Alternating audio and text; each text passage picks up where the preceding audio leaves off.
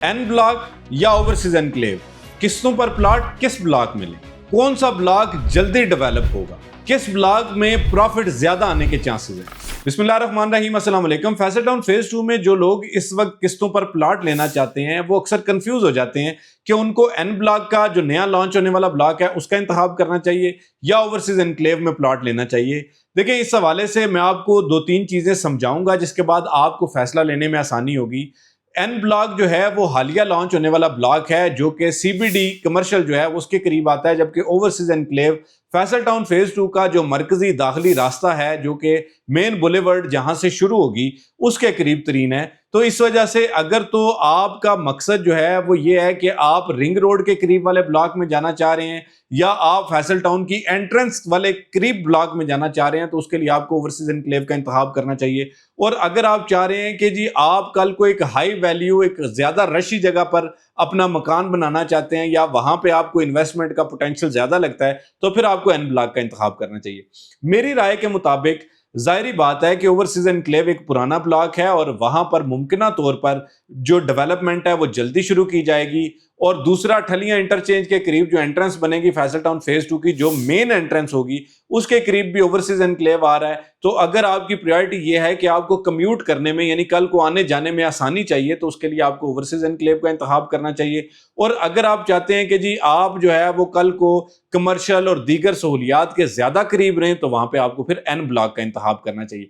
अब डिपेंड करता है आपके मकसद के ऊपर कि अगर तो आप लॉन्ग टर्म इन्वेस्टमेंट कर रहे हैं और आप सोचते हैं कि जी मुझे 6 साल बाद भी अगर प्लॉट मिल जाता है लेकिन वो वहां पे मिले जहां पे कल को अगर मैं मकान बना के किराए पे देता हूं तो मुझे उसका किराया ज्यादा मिले, तो वो डेफिनेटली एन ब्लॉक में, चूंकि वो कमर्शियल के करीब होगा, वहां पे रोजगार के ज्यादा मौके होंगे तो इस वजह से वो उस साइड पे करीब होगा। और अगर आप ये चाहते हैं कि जी आप जो है वो मेन बुलेवर्ड के करीब और एंटर होते साथ ही आप लेफ्ट साइड पे टर्न करेंगे तो थोड़ा सा आगे जाके आपका ओवरसीज एनक्लेव आ जाएगा। अगर उस साइड पे जाना चाहते हैं तो फिर ओवरसीज एनक्लेव।